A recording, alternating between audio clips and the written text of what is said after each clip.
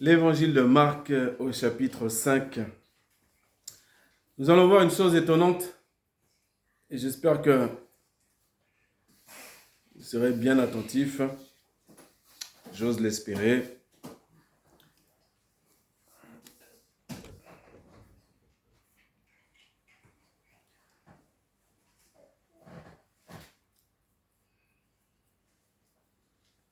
Gloire à Dieu.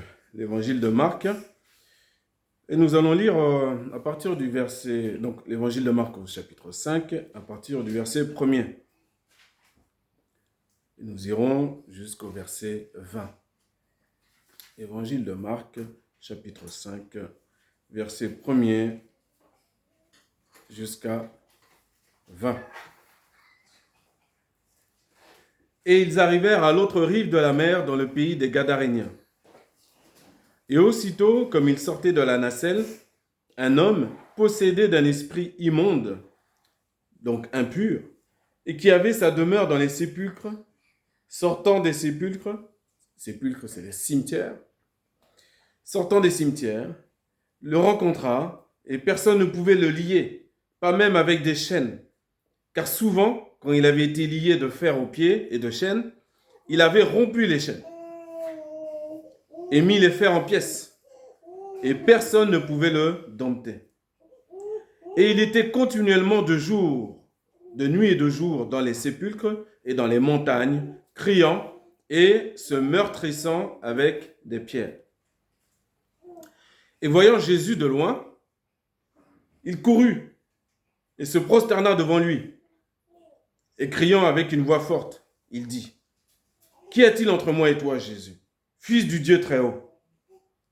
Je t'adjure par Dieu, ne me tourmente pas. » Car il lui disait : « Sors de cet homme, esprit immonde. » Et il lui demanda : « Quel est ton nom ? » Et il lui dit : « J'ai nom Légion, car nous sommes plusieurs. » Et il le priait instamment pour qu'il ne les envoyât pas hors du pays. Et il y avait là, vers la montagne, un grand troupeau de pourceaux qui paissaient. Et ils le prièrent, disant : « Envoie-nous dans les pourceaux, afin que nous entrions en eux. » Et aussitôt Jésus le leur permit. Et les esprits immondes sortant entrèrent dans les pourceaux, et le troupeau se rua du haut de la côte dans la mer. Or, ils étaient environ 2000, et ils furent étouffés dans la mer.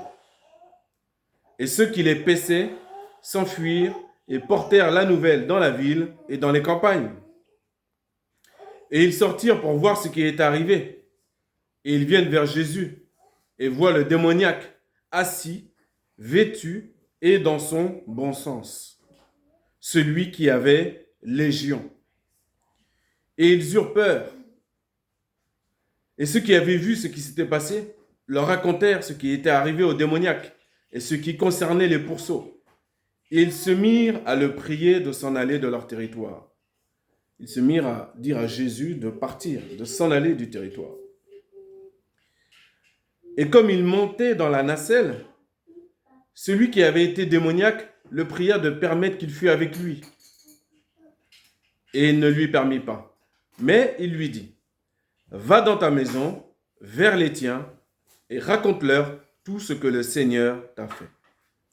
Et comment il a usé de miséricorde envers toi. » Et il s'en alla et se mit à publier en Décapolis tout ce que Jésus lui avait fait, et tous s'en étonnaient. Amen. Amen. Alléluia.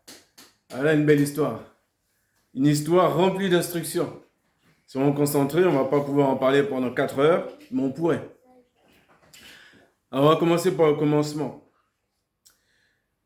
On voit que dans les premiers versets, on voit toute la force que peut avoir quelqu'un qui est démonisé, quelqu'un qui est possédé par des esprits impurs.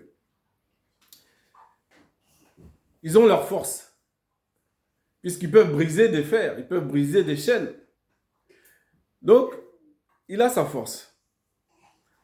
De temps en temps, certains, je pense, sur un homme, quelle que soit sa force, si 50 se mettent dessus, on va pouvoir essayer de mettre les menottes, essayer de mettre des chaînes, essayer de mettre quelque chose pour qu'il puisse ne plus bouger, ne plus se faire du mal pour lui-même. On a vu que l'esprit impur faisait en sorte de lui faire du mal à lui-même. Donc ça, c'est une notification qui précise que non seulement cet esprit-là a de la force, mais il ne donne pas de la force à l'individu pour qu'il en fasse tout et n'importe quoi. C'est comme parfois, il y en a certains qui vont aller voir certains chamans, certains marabouts, certains autres sorciers pour avoir quelques forces dans la réussite financière, force dans la réussite intellectuelle, force dans la réussite sportive, force dans toutes sortes de choses. Et il y a des gens qui existent, qui sont là pour te donner un petit gris-gris, une petite chose, pour te faire réussir. Et cela a une certaine force, selon que c'est un charlatan ou pas, dans les forces du mal. Mais plus il est avancé, plus il a une certaine force et il obtient un certain résultat. Et donc, dans la vie de tous les jours, les grands patrons, les grands policiers, les grands politiques et d'autres moins connus continuent de fréquenter ces gens-là. Une fois de temps en temps dans l'année ou à l'approche des élections ou autres, peu importe, ces gens-là sont fréquentés. Ok. Parfois ça marche, parfois ça ne marche pas. Mais quand il y a la force qui s'accomplit, eh bien, comme le démon là, il arrive à briser ses chaînes. De la même manière, parfois, dans le monde, les personnes qui vont voir ces gens-là vont obtenir faveur intellectuelle, faveur dans les affaires, faveur dans les richesses, comme par hasard, obtenir des marchés qu'ils n'auraient jamais obtenus, etc. Et donc, ils tombent dans un piège où ils sont liés et ils ne s'aperçoivent pas qu'ils sont en train de se faire du mal à eux-mêmes. Mais ce mal-là, il ne vient pas forcément de manière immédiate, mais il vient dans la suite. Mais de la même manière que c'est écrit par rapport à ce qu'on a lu au verset 5, quand cet homme-là prenait des pierres, criait, et avec ces pierres-là, il se détruisait lui-même. Il se meurtrissait lui-même.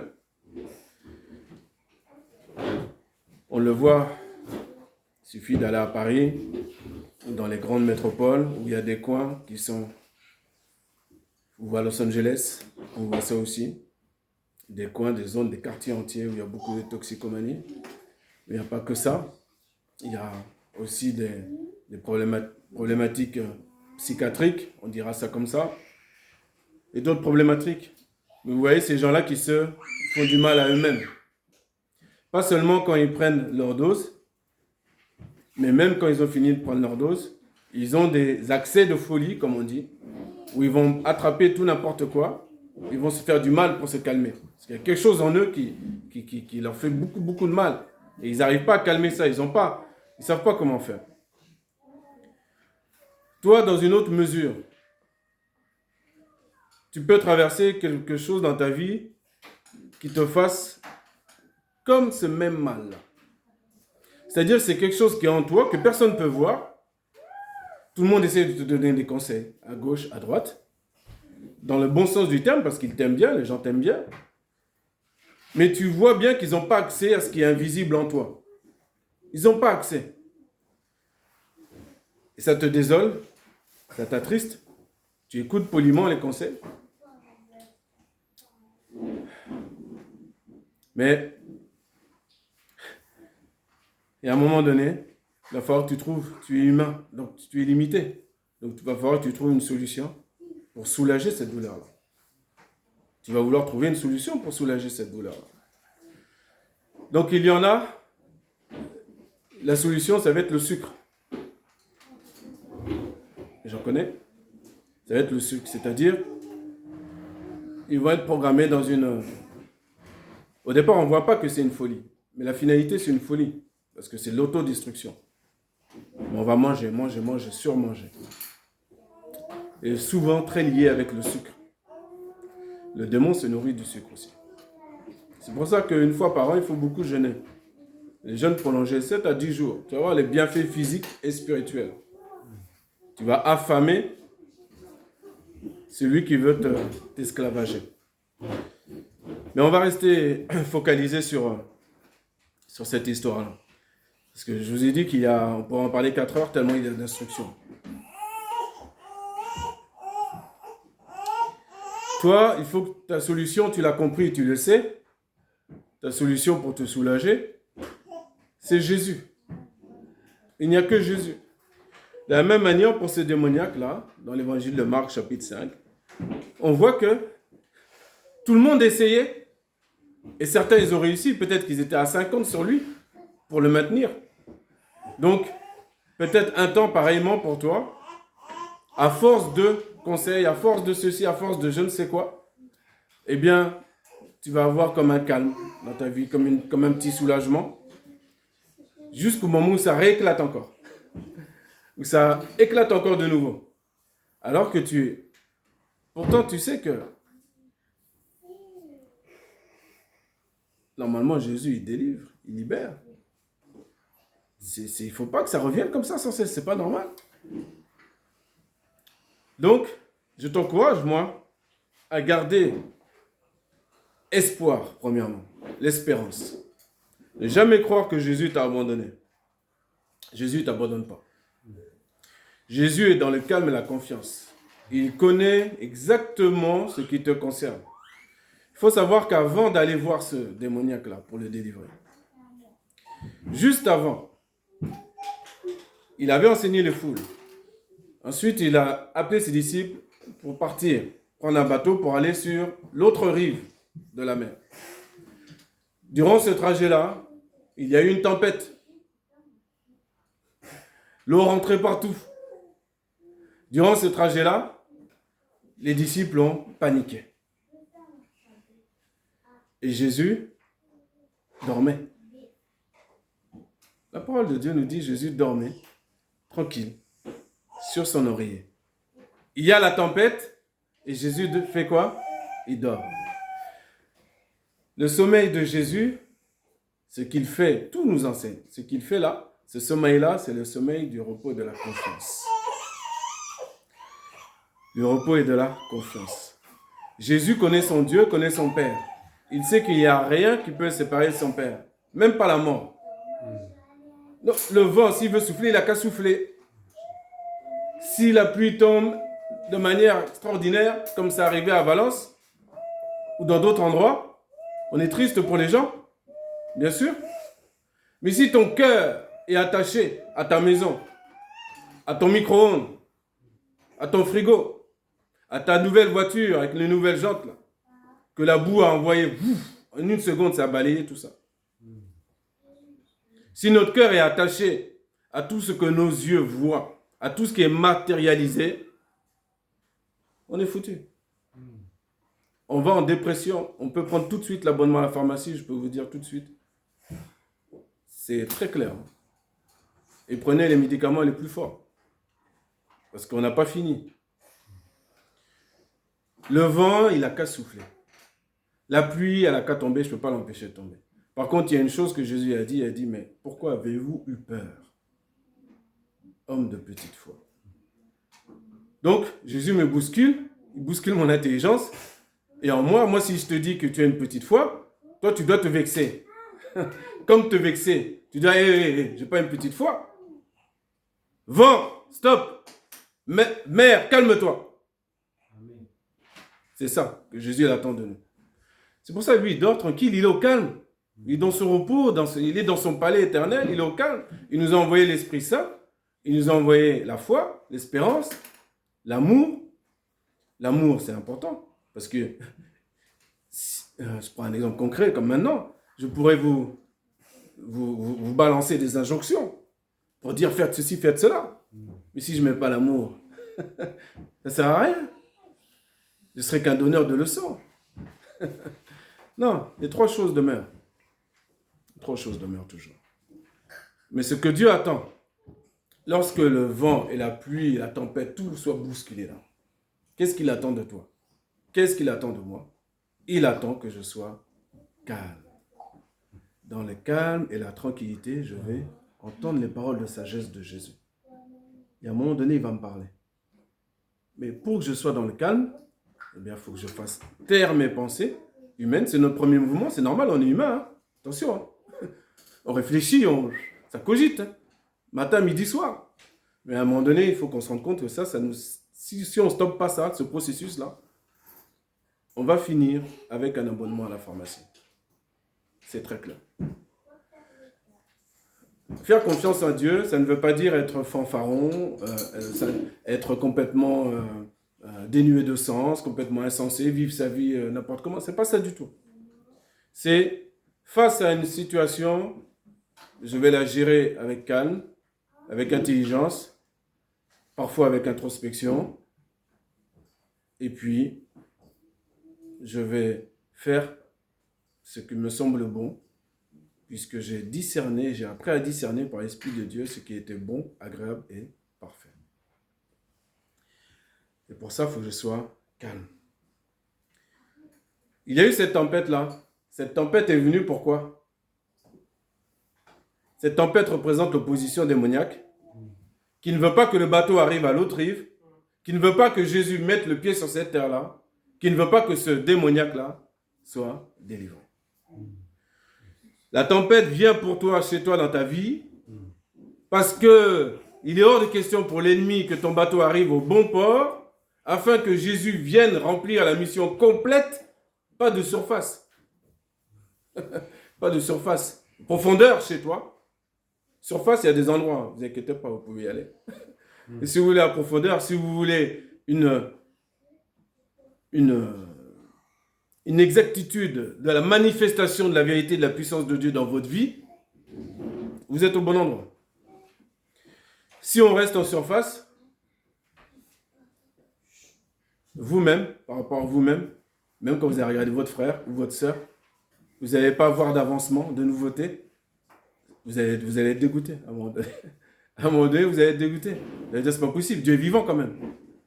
Si toi, Dieu agit dans ta vie, toi, tu vas le voir, mais ceux qui sont autour de toi le voient, ils sont encouragés aussi à avancer.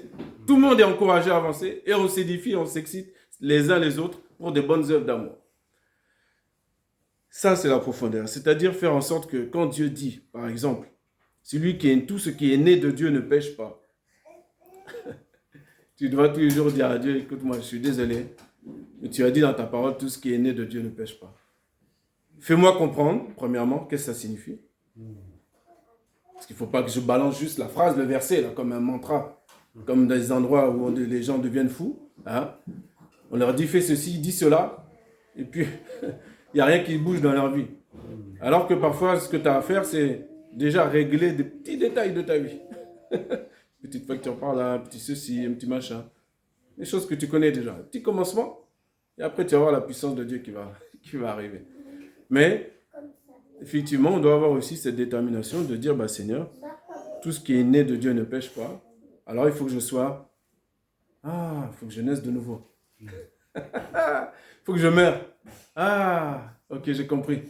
Bah oui, parce que j'ai essayé, mais ça ne marche pas. Pourtant, je connais les versets, je vais aux réunions, ceci, cela, mais je vois que je fais du surplace. En 2024, il y a eu du surplace dans ma vie, à tel niveau, tel niveau, tel niveau. Donc, comme toi, tu ne mens pas, c'est que moi, j'ai un souci. Et étant honnête comme ça, eh bien, Dieu voyant la sincérité de notre cœur, et comme il est amour, eh bien, il nous fait comprendre, il nous fait avancer, et il nous explique comment naître de nouveau. C'est celui qui est né de l'eau et de l'esprit qui peut rentrer dans le royaume des cieux. Donc du coup, ce chemin-là, moi, humainement, je ne le connais pas. Je suis obligé de faire confiance à Jésus. Je suis obligé de faire confiance en Dieu. Comment je peux y aller, moi, humainement? Juste par le fait que je connaisse des versets par cœur? Non, ça ne marche pas. J'ai besoin de la puissance de Jésus. J'ai besoin de lui. Eh bien, Jésus, lui, est amour également. Donc, il n'a pas seulement dit, vous avez peu de foi, il a aussi agi. Il a aussi calmé la tempête. Et c'est la même chose, et c'est ma vision pour vous, de manière prophétique. Ce que je vous dis, moi, je l'ai déjà mis en pratique. Sinon, je ne parle pas. J'ai appris, grâce à Dieu, à traverser des petites étapes. D'abord où tu as peur, d'abord où tu raisonnes, et jusqu'au moment où tu vas arriver à être comme être rentré dans la folie, dans la bonne folie de la foi, sachant que, oui, en vérité, Dieu ne va jamais t'abandonner. Amen. Donc du coup, ça me maintient, ça me donne de l'endurance, de la force pour vivre mes épreuves. Dieu ne va jamais m'abandonner. À partir de là, quand je sais ça, que j'intègre ça, ça n'a qu'à souffler à gauche, ça n'a qu'à souffler à droite. Moi maintenant, j'ai appris que oui, Jésus l'a fait pour les disciples, mais j'ai compris aussi que moi aussi, je dois le faire pour moi. Je dois le faire pour moi-même, individuellement. Qu'on me voit pas, que je vais le faire moi-même. Je vais le déclarer à haute voix et je vais dire à haute voix que telle ou telle situation dans ma vie soit brisée au nom de Jésus et que tout soit fait de nouveau. Et je donne accès à Dieu pour qu'il fasse des choses nouvelles en moi. Une fois que j'ai prié, que je me suis positionné, eh bien je vais veiller à ce que mon comportement, tout de suite dès que j'ai fini, mon comportement, je vais être vigilante, à ce que mon comportement soit cohérent pour pas que le diable vienne me moquer devant Dieu et dire, regarde ton enfant là. C'est ce qui est marqué dans la Bible, on l'appelle l'accusateur des frères. Donc il guette tous nos pas de travers. Et donc, après tu vas prier devant Dieu pour ceci, pour cela, et tu vois, il ne répond pas. Il y a l'accusateur qui est là, qui a présenté un dossier terrible. Ouais. Sur des choses simples. Poursuivons la trame de l'histoire. On a dit que on retient aussi une autre instruction sur la première partie, c'est quoi? C'est que quand Jésus vient, l'ennemi lui-même, quelle que soit sa force, il ne peut pas tenir devant Dieu. Il ne peut pas tenir devant Jésus. Il va se courir vers lui. Le démon court vers Jésus et nous courons de l'autre côté. Il y a un problème. Jésus nous fait comme ça, nous on fuit. Et là le démon reconnaît Jésus, lui il court vers Jésus. Et il se prosterne et il prie Jésus. Tu entends? Le démon prie Jésus. Je ne crois pas que le démon a plus de valeur que toi. Il n'a pas plus de valeur que toi. Le démon appelle Jésus fils du Dieu très haut. Il supplie Jésus de ne pas le tourmenter. Jésus va l'exaucer. Il demande d'aller dans les pourceaux. Il dit vas-y. L'instruction qu'on a ici, ce que Jésus a fait, tout ce qu'il a fait, tout ce qu'il a dit, c'est pour les témoins oculaires, les 12 disciples là, qui étaient proches de lui, c'était de l'enseignement, mais en or massif, qui valait plus que des milliers de prédications, pour qu'ils comprennent que quelle que soit la difficulté, qu'ils gardent la foi, qu'ils gardent espoir. Le temps fixé est là, de la délivrance totale. Il a délivré cet homme-là de milliers d'esprits impurs. Jésus nous enseigne en lui demandant son nom. Il dit, quel est ton nom? Légion. Légion, c'est plus de 4000 hommes, les légions romaines. Plus de 4000 hommes. L'esprit impur a besoin d'un corps. Là aussi, c'est encore une autre instruction. Sinon, ils errent dans les lieux arides et secs. Ils errent, mais ils cherchent tous une maison pour entrer.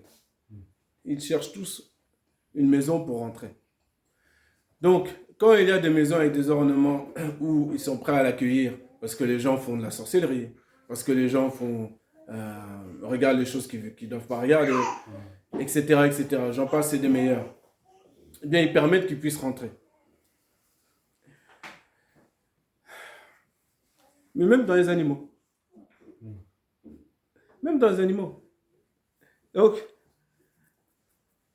dans un homme, il y en avait plus de 2000, nous dit la parole. Les pourceaux étaient plus de 2000. Et tu peux être 2000, ils peuvent être 2000. Ils peuvent avoir de la force pour briser des chaînes. Devant Jésus, ils se prosternent. Ça signifie que devant toi, ne sois jamais effrayé si tu rencontres une situation de quelqu'un qui est possédé. Ne sois pas effrayé. Tu as le nom de Jésus. Tu as le sang de Jésus sur toi. Tu n'as aucune peur, aucune crainte à avoir de quoi que ce soit. Zéro. Bien au contraire. Tu vas être surtout juste concentré pour agir avec l'intelligence de Dieu. Parce que des fois, il faudra agir, des fois, il ne faudra rien faire. Des fois, il faudra parler, des fois, il faudra se taire. Et ça, c'est le Saint-Esprit qui va te donner la bonne manière d'agir. Mais en aucune manière, tu dois avoir de la crainte. Aucune manière.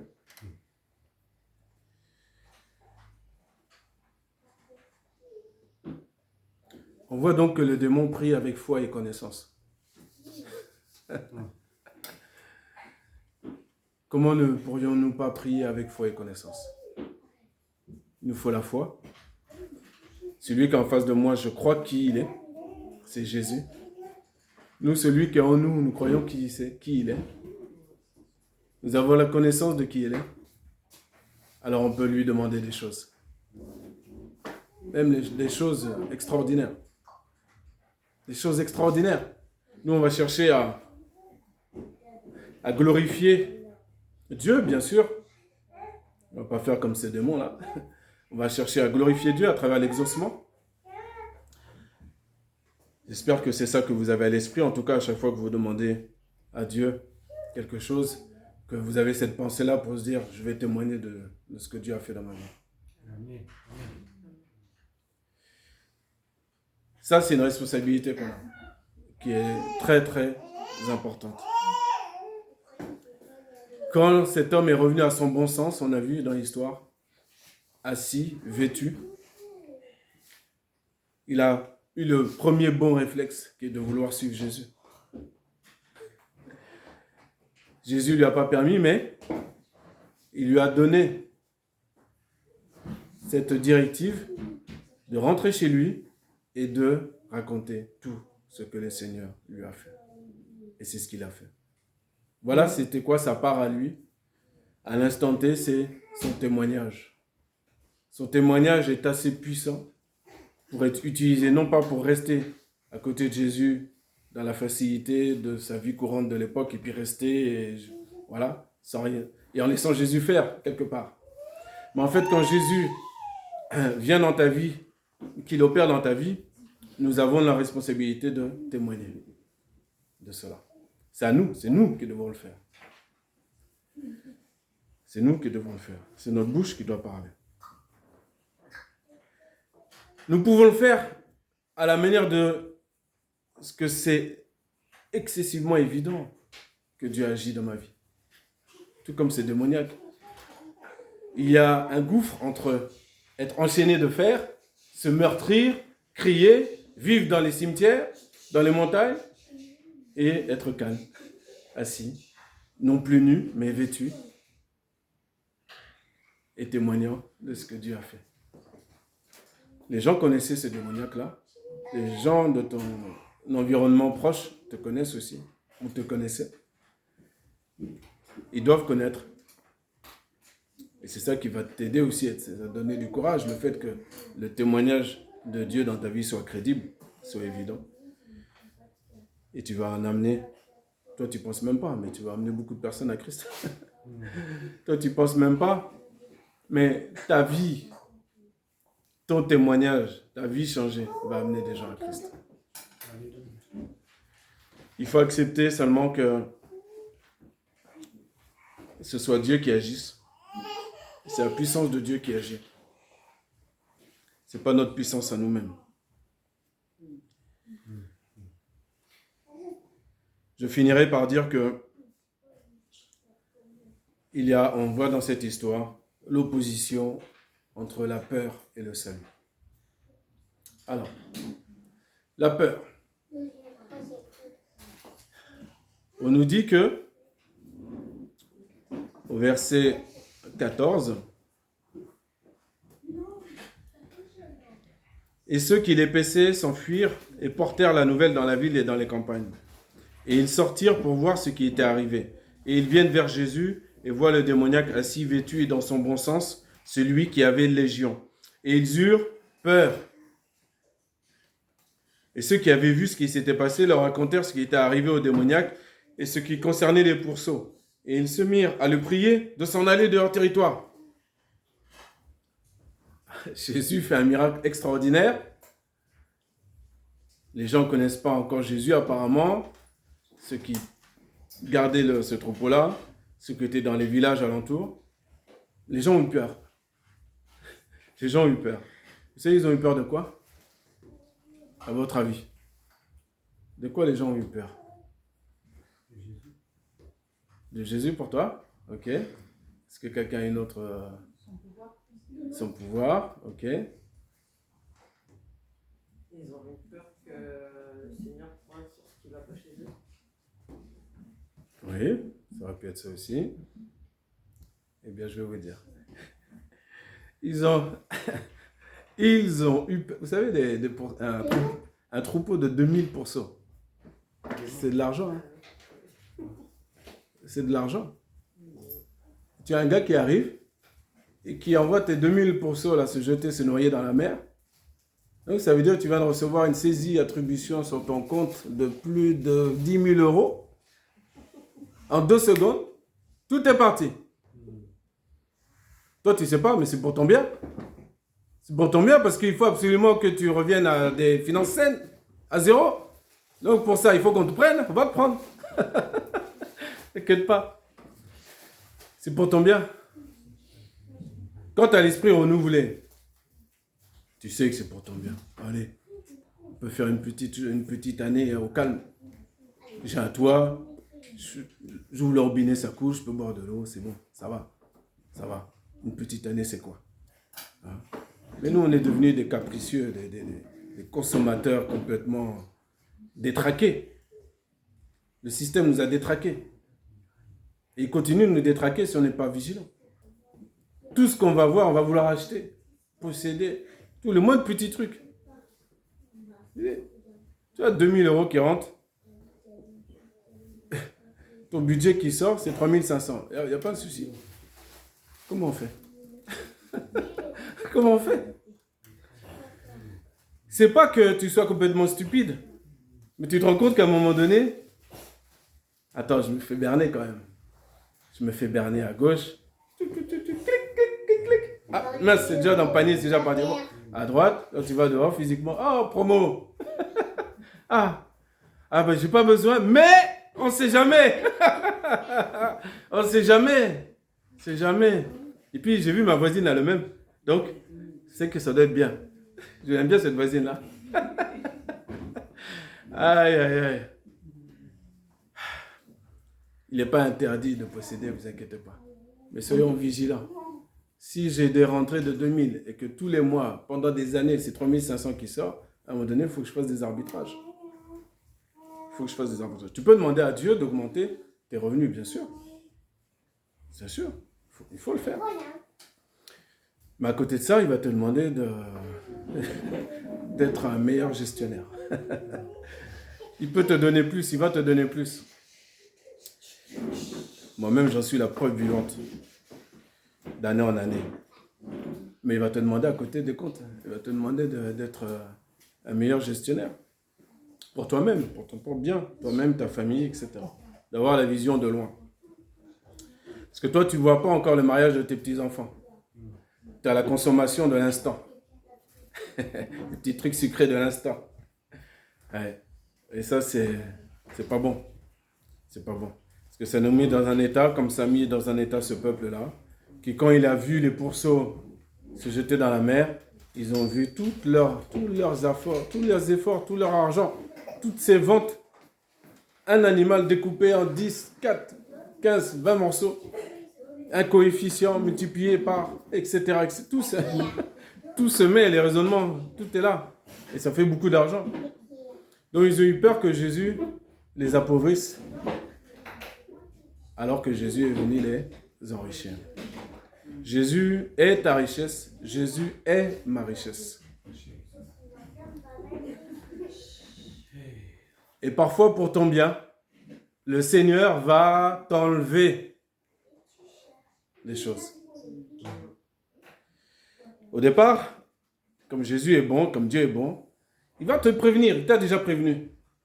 Avec douceur, un petit avertissement là, un petit ici, tranquillement. Il laisse passer une semaine, 1 mois, 2 mois, 3 mois, mais il voit que tu ne réagis pas. Donc à un moment donné, saisis l'attribution. Saisis. Tu peux aller dans toutes les banques de la terre du monde, on va te retrouver ta trace et on va te saisir. Ah. Mais ce sera pour ton bien. Avec Jésus, c'est pour notre bien. Donc, pour conclure, je dirais, poser une question. Si le démon a prié avec intelligence et a été exaucé, toi qui as beaucoup plus de valeur qu'un démon, comment ne serais-tu pas exaucé?